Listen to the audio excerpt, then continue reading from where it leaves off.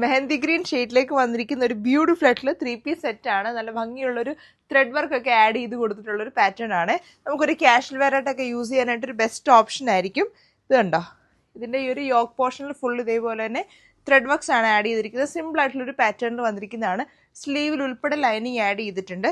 Back portion വരുന്ന ഈ ഒരു പാറ്റേണിലാണ്. സ്ലിറ്റഡ് പാറ്റേണിലെ 3 പീസ് സെറ്റാണ്. ഇത് കണ്ടോ, നല്ലൊരു ജോർജറ്റ് ഫാബ്രിക് ആണ്.